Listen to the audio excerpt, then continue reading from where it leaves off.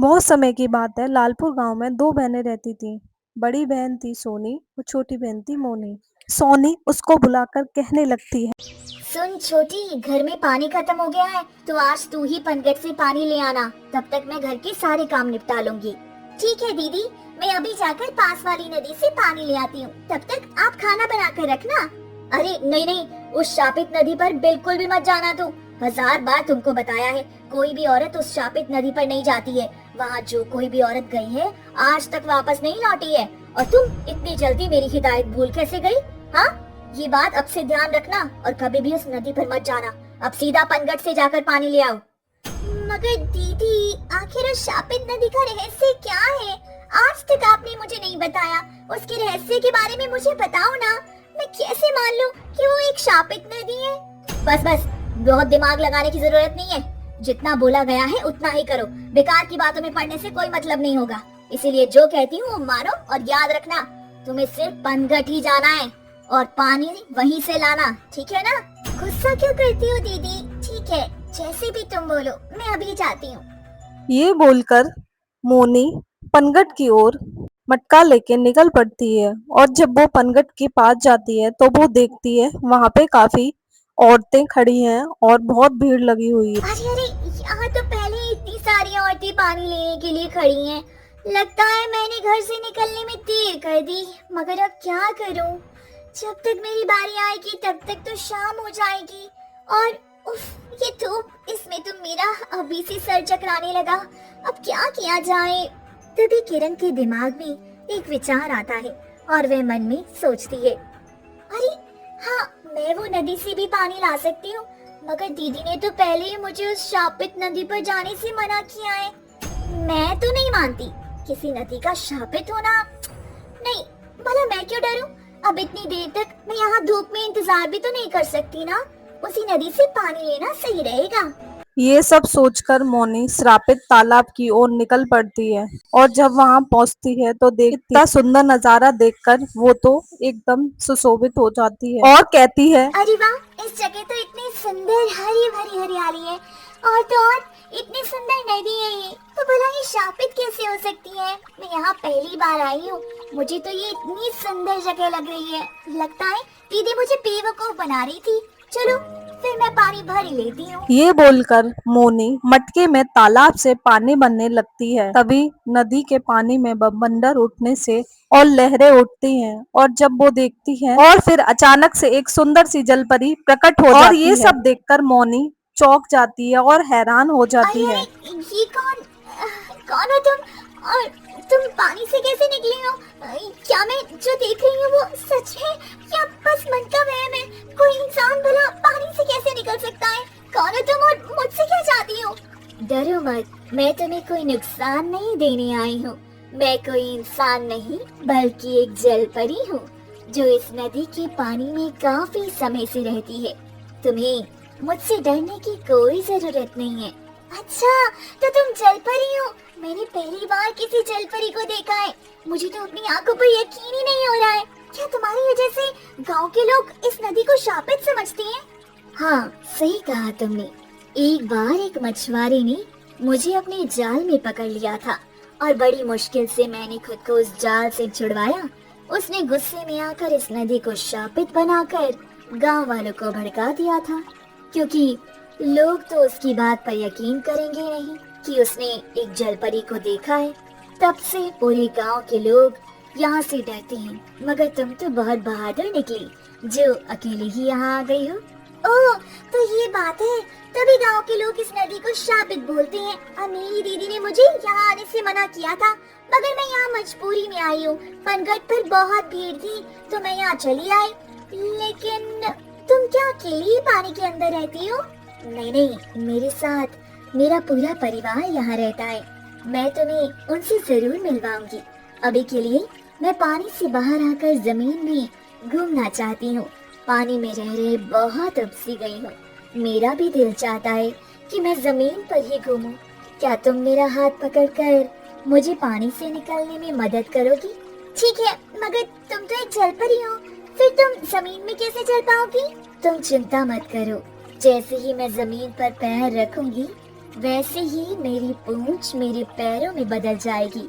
लाओ, मुझे अपने हाथ को जल्दी से दो। ये बोलकर जल परी समुद्र से अपना हाथ निकालकर मोनी के हाथ में दे देती है। कुछ देर मोनी सोचती है और अपना हाथ जलपरी के हाथ में दे देती है। जब मोनी अपनी ओर जलपरी को खींचती है तो जलपरी अपनी पूरी ताकत लगाकर मोनी को पानी में खींच लेती है और उसको उसमें गिरा देती है। फिर बेचारी मोनी मदद के लिए गुहार लगाती है। बचाओ, बचाओ, कोई तो बचाओ, मुझे मुझे बचाओ, मैं डूब रही हूँ, मुझे तो तैरना भी नहीं आता है। और तुमने ये क्या किया? मैंने तुम्हें एक अच्छी जलपरी समझा था और तुमने मेरे साथ धोखा करके ठीक नहीं किया। मुझे ये तो पता था इंसान भोले होते हैं, मगर ये नहीं पता था कि तुम्हारे जैसे बेवकूफ लोग भी होते हैं। जब इंसान अच्छे नहीं हो सकते तो भला तुम जलपरी से अच्छे होने की अपेक्षा क्यों लगाती हो? मगर मैंने तो तुम्हें अच्छा समझने की भूल कर दी और अब मैं डूबकर मरने वाली हूँ।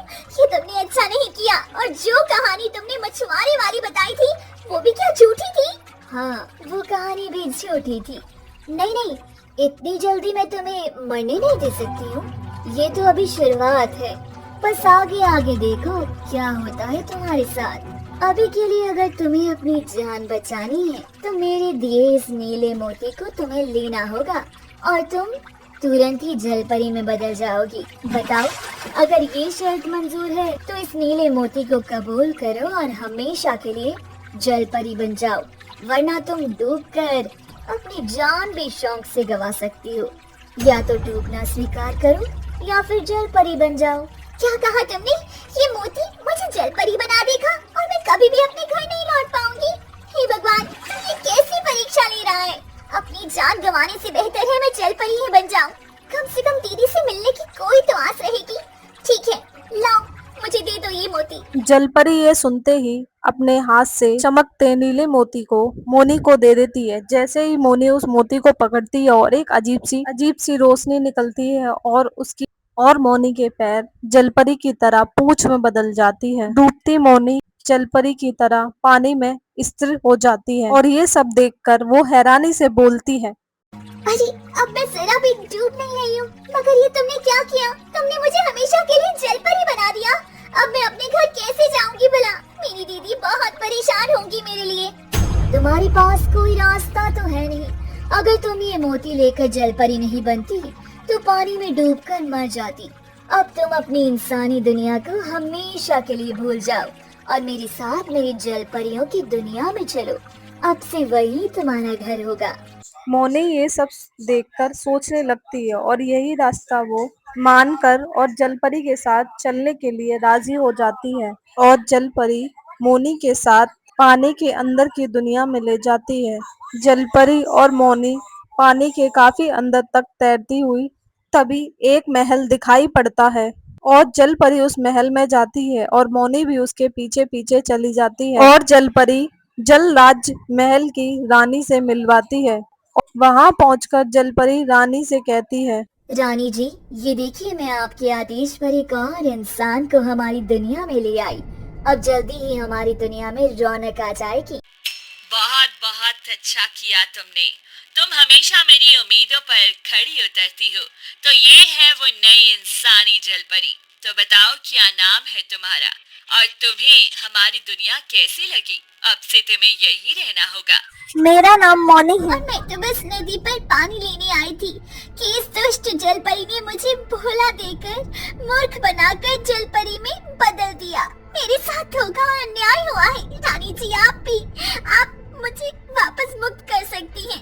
तो कृपया मुझे वापस जाने दी। मेरे घर पर मेरी दीदी मेरा इंतजार कर रही होगी। लगता है मोनी तुम अभी भी वहम में हो। यहाँ जो कुछ भी होता है मेरी ही मर्जी से होता है। और आस पास देखो अपने, क्या तुम्हें ये जो जलपरी दिखाई दे रही हैं, ये भी तुम्हारी तरह पहले इंसान ही थे। अब यही उनका घर है। ये लोग चाहकर भी वापस अपने घर नहीं जा सकते। तुम भी इंसान बनकर नहीं, जलपरी बनकर रहोगी। सच्चाई को स्वीकार कर लो। अच्छा, तो ये नदी सच में श्रापित है? तभी इतनी औरतें इतने सालों में गायब होकर कभी भी वापस नहीं लौटी। मेरी दीदी सच बोल रही थी, मगर आप लोग इतने सारे इंसानों को क्यों जलपरी बना के रखे हैं? क्योंकि ये रानी जी का आदेश है और वो जो बोलेंगी वही यहाँ होता है। तुमको उनके आदेश का चुपचाप पालन करना पड़ेगा। अब ज्यादा सवाल मत करो वरना रानी माँ गुस्सा हो सकती है, इसीलिए चुप रहो। ये सुनकर बेचारी मोनी की आंखों से आंसू बहने लगते हैं। वो अनजान जगह में खुद को बंदी पाकर बहुत ही भयभीत हो जाती है। उधर गांव में शाम हो जाती है और फिर उनके घर पर उसकी बेचारी दीदी उसका इंतजार कर रही होती है और मन में बोलती है, अरे इतनी देर हो गई, अब मोनी क्यों नहीं लौटी? जाने कब की निकली हुई है। पानी लेने इतनी देर लगती है, अब तक तो इसे आ जाना चाहिए था। मुझे इसे ढूंढने जाना पड़ेगा।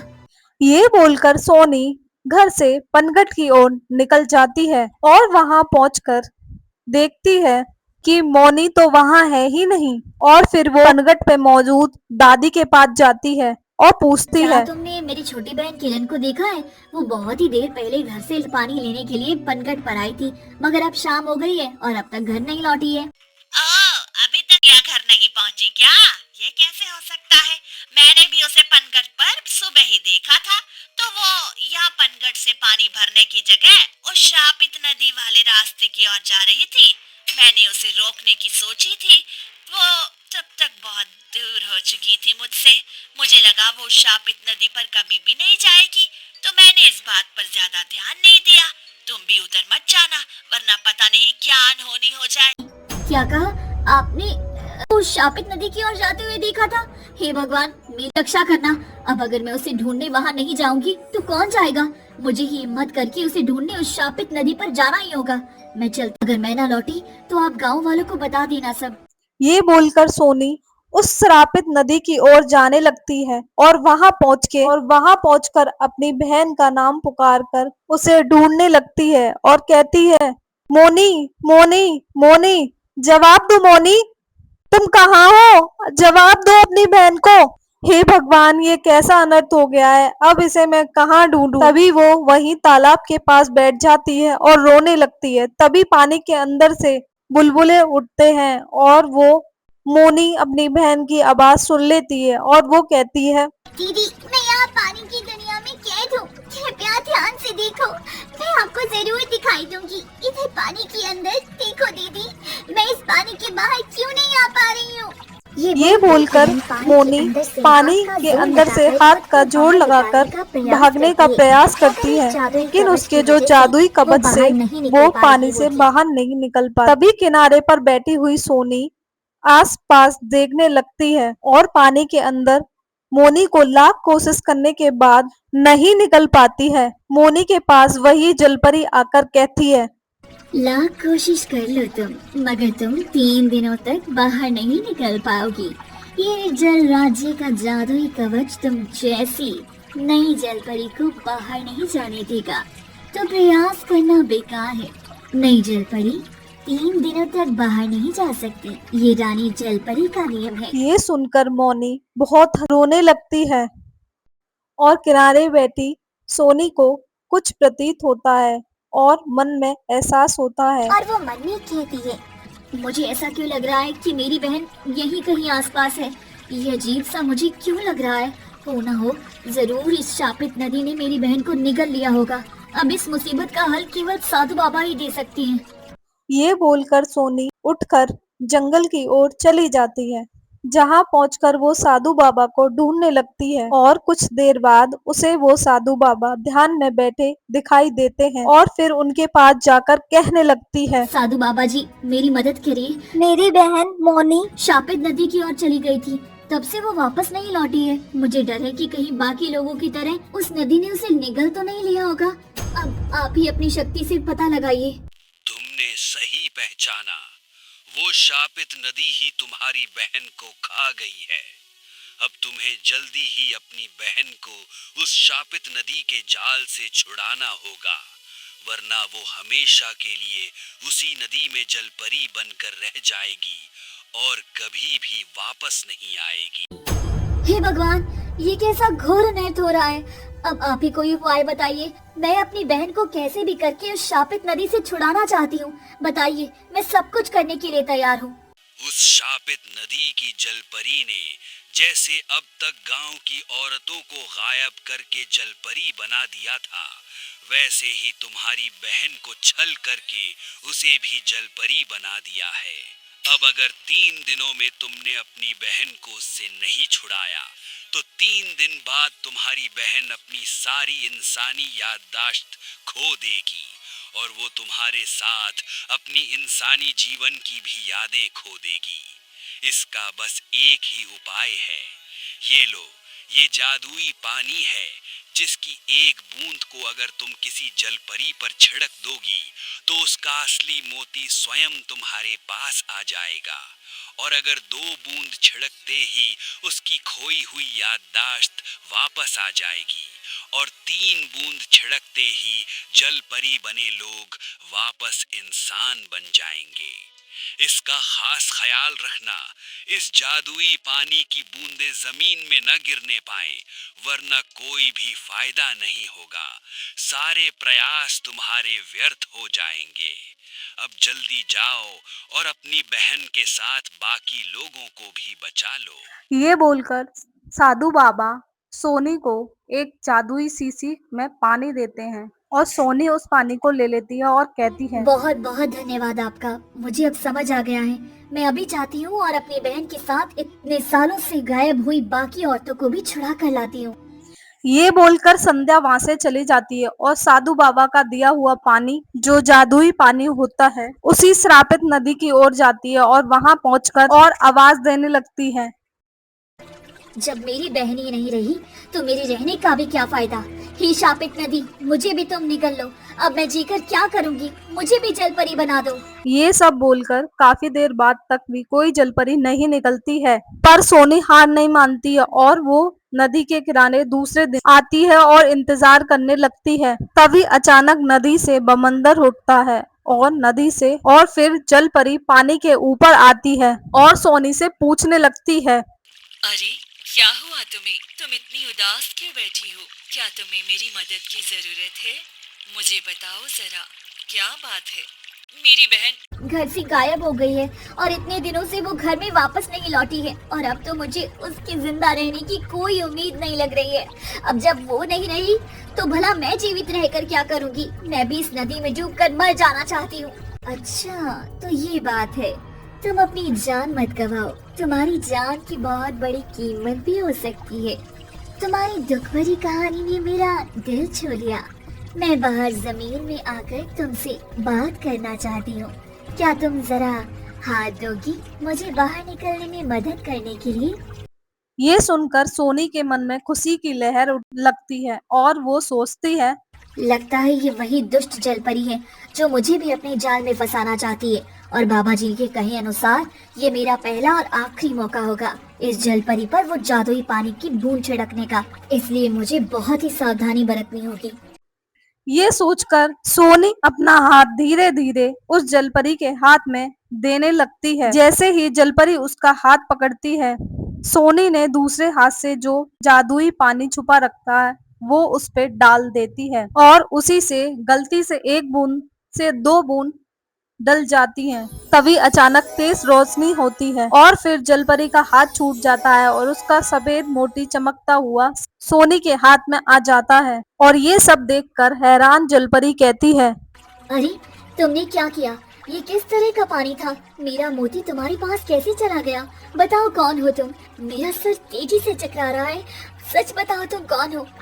मैं उनकी बड़ी बहन हूँ जिसे तुमने छल करके जलपरी बनाकर कैद कर लिया है। इस जादुई पानी की बूंद के असर से ही तुम्हारा मोती अब मेरे पास है। मुझे जल्दी ही मेरी बहन के पास ले चलो, वरना तुम्हारा मोती मैं यही नष्ट कर दूंगी। नहीं नहीं, ये कभी मत करना। ये मेरी जान से भी ज्यादा प्यारा है। इसके बिना मैं एक पल भी नहीं रह पाऊंगी। मगर मुझे किसी इंसानी जीवन की कुछ यादें याद आ रही है। लगता है मुझसे एक गलती से 1 बूंद की जगह 2 बूंद तुम पर गिर गई। 2 बूंद छिड़कते ही तुम्हारी अगर कोई खोई हुई यादाश्त होगी तो सारी यादाश्त वापस आ जाएगी। कुछ देर इंतजार करो, हो सकता है तुम भी इसी शापित नदी के छल में आकर जलपरी बन गई हो और कभी वापस लौट। कुछ देर में जलपरी की खोई हुई याददाश्त वापस आ जाती है और वो सोनी से कहने लगती है, मुझे सब याद आ गया है। मेरा नाम रोहिणी है और मैं भी तुम्हारे इस गांव में ही बहुत साल पहले रहा करती थी। मगर एक दिन खेल खेल में इस नदी पर आ गई और मुझे इस रानी जलपरी ने चल करके अपने जाल में फंसाकर जलपरी बना दिया और कैद कर लिया। अनाथ होने की वजह से 3 दिनों तक कोई भी मुझे ढूंढने नहीं आया और 3 दिन होते ही मेरे इंसानी जीवन की सारी याददाश्त खो गई और मैं इसी जल राज्य को ही अपना असली दुनिया मानकर यहाँ पर रहने लगी। मुझे पता था तुम भी बाकियों की तरह इस छलावे में जी रही हो। अब तुम्हारी खोई हुई याददाश्त वापस आ गई है, तो जल्दी से मुझे मेरी बहन के पास ले चलो और बहन के साथ बाकी फंसे हुए लोगों को भी बचाने में मदद करो। मुझे माफ कर दो, मैंने ही तुम्हारी बहन को धोखा देकर इस दुनिया में फंसा दिया। अब मैं तुम्हारी पूरी मदद करूंगी उसे बचाने में। चलो फिर ये खास तरह का नीला मोती तुम ले लो। इसके इंसान के पास होने से वो कुछ समय के लिए जलपरी बनकर जल राज्य में घूम सकता है और बस 3 दिन ही होंगे तुम्हारे पास यहाँ से निकलने के लिए, वरना तुम हमेशा के लिए याददाश्त खोकर जलपरी बनकर कैद हो जाओगी। ये बोलकर रोहिणी जलपरी सोनी को वो खास मोती दे देती है, जिसको लेकर वो जलपरी बनकर उसके साथ चली जाती है। पानी के अंदर जाती है और रोहिणी उसको पानी के अंदर जल महल में ले जाती है और कहने लगती है, सुनो, तुम्हें बस रानी के शयन कक्ष में जाकर उनका खास बड़ा सा सफेद मोती चुराना है। अगर ये कर लिया तो रानी तुम्हारी सारी बातें मानेंगी और अगर तुम पकड़ी गई तो हमेशा के लिए तुम जलपरी बन जाओगी। ठीक है, मैं वैसा ही करूँगी। मुझे उनके शयन कक्ष तक ले जाओ। ये सुनकर जलपरी उसे रानी के शयन कक्ष के बाहर ले जाती है और वहाँ इशारा करके कहती है, ये देखो वो रहा रानी का मोती, जाओ जल्दी से वो चुरा लो, तब तक मैं बाहर खड़ी होकर रखवाली करती। ये सुनकर सोनी रानी जलपरी के शयन कक्ष के अंदर चली जाती है। वहां पे उसको एक संदूक मिलता है, उसमें नीले कलर का मोती चमकता दिखता है और वो उस मोती को ले लेती है और फिर शयन कक्ष से बाहर आकर वो बोलती है, ये देखो मैंने मोती ले लिया है, अब मुझे जल्दी से रानी के सामने ले चलो, अब और इंतजार नहीं होता है। ठीक है, मैं तुम्हें रानी जलपरी के पास ले चलती हूँ। ये बोलकर सोनी को रानी जलपरी के दरबार में ले जाती है, जहाँ रानी के साथ मोनी भी होती है। सोनी रानी से बोलती है, तो तुम ही शापित नदी की रानी, अब तुम्हारी इस छल का अंत निकट है। ये देखो मेरे पास तुम्हारा मोती है, अब तुम्हें मेरी बहन के साथ बाकी कैद इंसानों को भी छोड़ना होगा, वरना मैं ये मोती नष्ट कर दूंगी। फिर ना तो तुम रहोगी और ना ही तुम्हारा ये छल का राज्य। नहीं, ऐसा कभी नहीं हो सकता। तुम जो भी बोलोगी मैं वो करूंगी, मगर मेरे मोती को कुछ भी मत करना, वो नष्ट हो जाएगा तो मैं मर जाऊंगी। मैं अभी तुम्हारी बहन को छोड़ती हूँ, ले जाओ अपनी बहन को। दीदी, मैं इतने दिनों से आपका ही इंतजार कर रही थी, भगवान का शुक्र है आप मुझे बचाने के लिए आ गई। हाँ मेरी बहन, मैं तेरे बिना नहीं रह सकती। और रानी, मैं अपनी बहन के साथ सारी इंसान बनी जल परियों को ले जाने आई हूँ। जल्दी से उन्हें मुक्त करो, वरना अच्छा नहीं होगा। और वादा करो आज के बाद तुम किसी भी इंसान को छल करके उसे जल परी बनाकर कैद नहीं करोगी, वरना अगर ये किया तो मैं किसी भी समय आकर इस जादुई पानी से तुम्हारी जान ले लूंगी। ठीक है, जैसा तुम बोलो, मगर मुझे और मेरे मोती को कुछ मत करना। मैं तुमसे वादा करती हूँ आज के बाद किसी इंसान को कैद नहीं करूँगी। आज से रोहिणी और मोनी मुझे माफ कर दो। उनके साथ बाकी लोग भी मुझे माफ कर दो। मैंने आप जैसे अच्छे इंसानों को कैदी बनाकर बहुत बड़ी भूल कर दी है। अब आप सभी लोग इस जल राज्य की दुनिया से वापस जा सकते हैं। बहुत बहुत शुक्रिया तुम्हारा। अगर तुमने बहादुरी नहीं दिखाई होती तो मुझे भी कभी भी पता ही नहीं चलता कि मैं भी इस दुष्ट रानी के छलावे में आकर शिकार हो चुकी हूँ। तुमने मेरी खोई जिंदगी वापस देकर बहुत बड़ा उपकार किया है और मेरे साथ इन 3 औरतों काजल, कोमल और करिश्मा जाकर तुमने बहुत बड़ा काम किया है।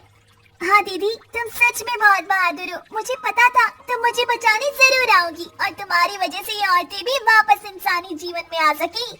हाँ प्रिया, अगर तुम नहीं आती तो हमारा पूरा जीवन पानी में जल परी बनकर निकलता और हम कभी वापस अपने घर भी नहीं जा पाते। भगवान तुम्हारा भला करे, तुम्हारी वजह से अब हम अपने घर में जा सकते हैं। अब हम अपने परिवार से मिल पाएंगे। अरे नहीं नहीं, इसमें शुक्रिया की क्या बात है। ये तो मेरा फर्ज था। अब आप लोग इस शापित नदी के चंगुल से हमेशा के लिए मुक्त हो गई हो और अब से कोई भी इंसान इस रानी जलपरी का शिकार नहीं बनेगा। आप सभी के साथ ये पूरा गांव अब सुरक्षित है। अब आप लोग अपने परिवार से मिलने जाइए। काफी सालों से वो आपकी प्रतीक्षा कर रहे होंगे। ये सुनकर वो तीनों औरतें वहां से चली जाती हैं और वहां मौजूद सोनी और मोनी से रोहिणी बोलती है। मुझे माफ कर दो, मैंने रानी जलपरी के वश में आकर तुम्हारे साथ धोखा किया। अगर वो हो सके तो मुझे माफ कर देना। मैंने होशो आवाज में नहीं किया था। कोई बात नहीं, मुझे अब पता है तुम भी उस रानी जलपरी के जादुई वश में थी, तो दुखी होने की कोई जरूरत नहीं है। मैंने तुम्हें पहले ही माफ कर दिया था। अब तुम अपने घर जाओगी यहाँ से। मगर मैं तो अनाथ हूँ, मैं भला कहाँ जाऊंगी? मेरा तो अब घर कोई भी नहीं है। क्या मैं तुम लोग के साथ तुम्हारे घर पर कुछ दिनों के लिए रह सकती हूँ? मुझे अच्छा लगेगा तुम लोग के साथ रहकर। हाँ हाँ जरूर, मैं भी तुमसे यही कहना चाहती थी। चलो फिर मेरे साथ हमारे घर। ये सुनकर मोनी मोहिनी के साथ मुस्कुराने लगती है और तीनों वहां से एक साथ रहने के लिए घर की ओर चली जाती हैं।